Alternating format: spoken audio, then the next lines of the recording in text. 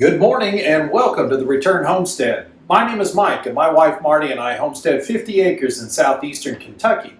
Today we're back in our 2001 Fleetwood mobile home. We are pressed down to try to get moved into this place as quickly as possible, but one thing we absolutely have to have in order to live here is a kitchen sink.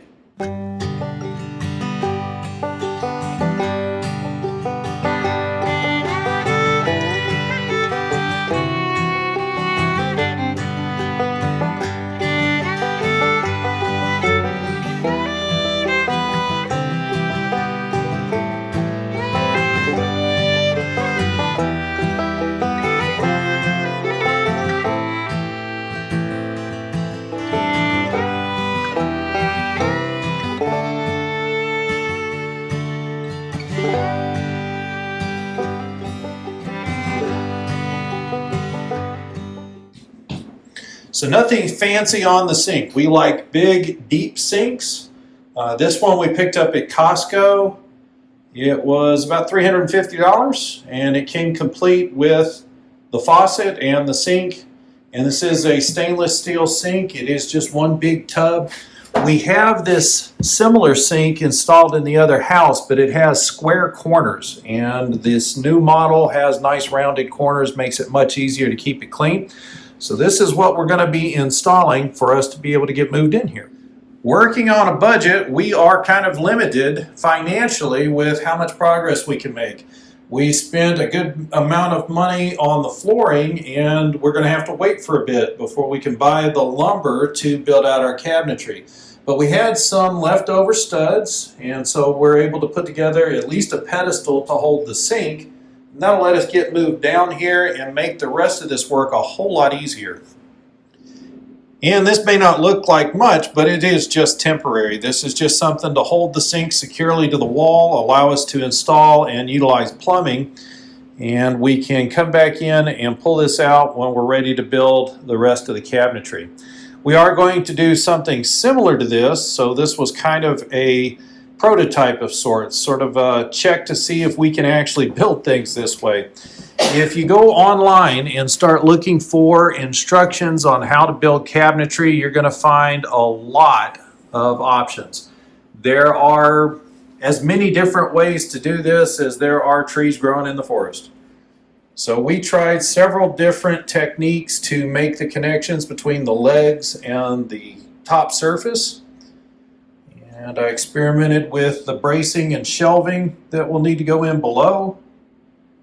We're not going to be building cabinets. We're just going to do open shelving in the kitchen. So it's a much easier build, much less expensive build, not a lot of hardware involved.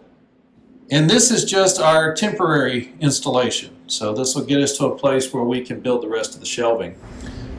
And don't worry, this is not a wasted piece of furniture. We didn't just waste this lumber. We'll move this pedestal into Marty's studio so that we can install a sink in her studio. We'll build some rain catchment for her. She just needs someplace to be able to rinse out her brushes when she's done painting. So this piece will get continued use even after we're done with it here in the kitchen.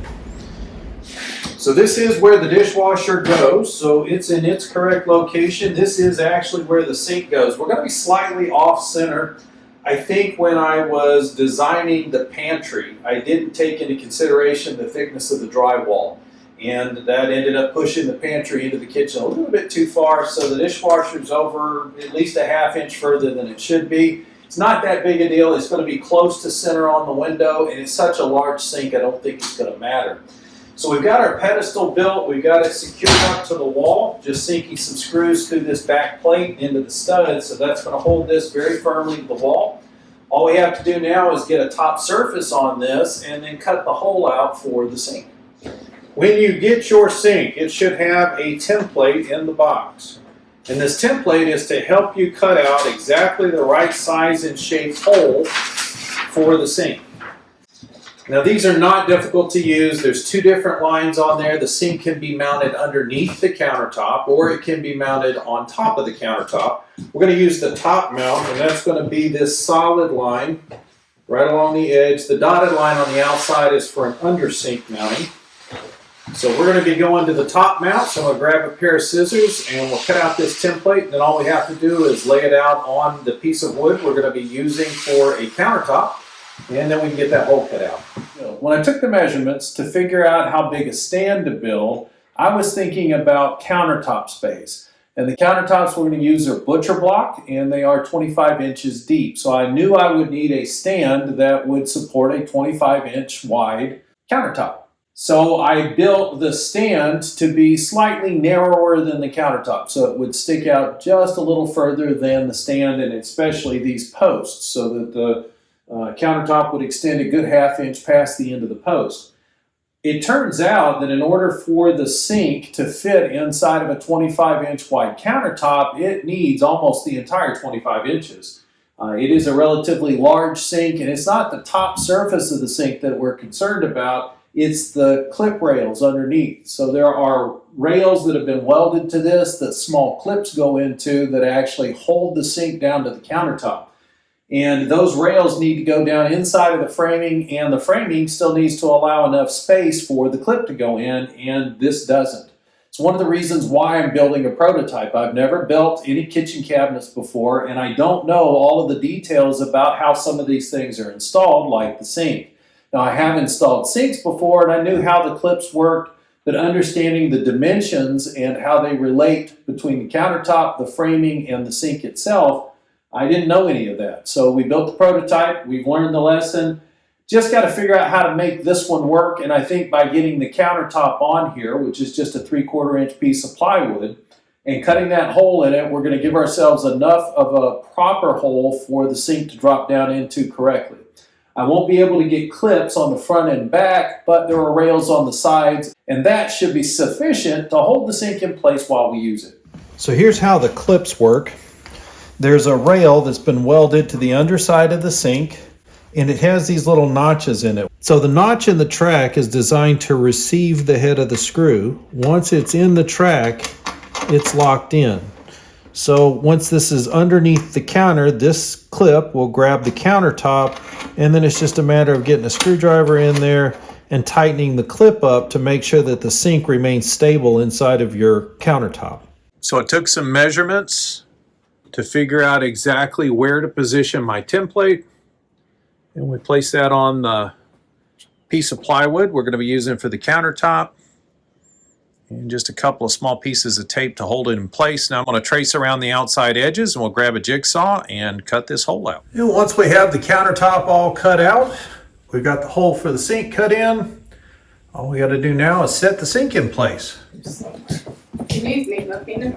Yes, ma'am. Marty was just commenting that it's probably a good thing that this is not our actual countertop, because we've made so many mistakes doing this. There is just no substitute for experience, guys. You can't be afraid to make mess ups. Yeah, you're going to mess up from time to time when you're doing this stuff.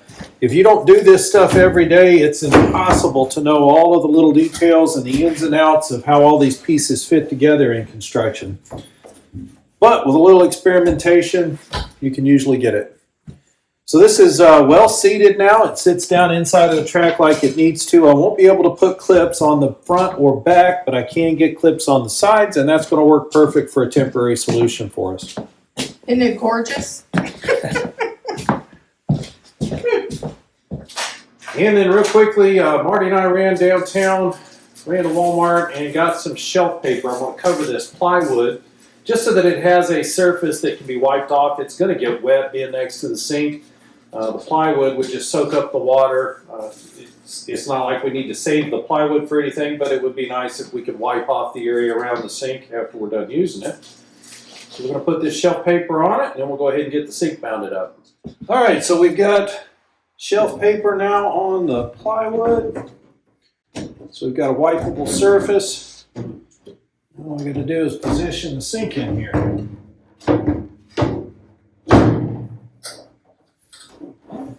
Now it's unfortunate that we're not able to clip off to anything because of where I put these rails. They are impeding on where the clips need to go.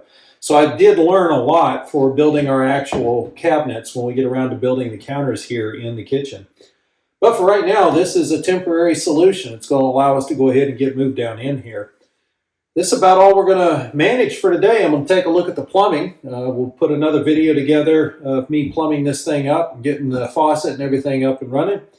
And that's going to take us a couple of days of work after hours to get the plumbing done. We do appreciate you joining us on the Return Homestead today. If you haven't subscribed to the channel yet, please take a moment to do so. While you've got that window open, go ahead and hit that thumbs up icon. That lets the algorithm know you enjoyed the video and they'll share it out with more people. We'll see you next time.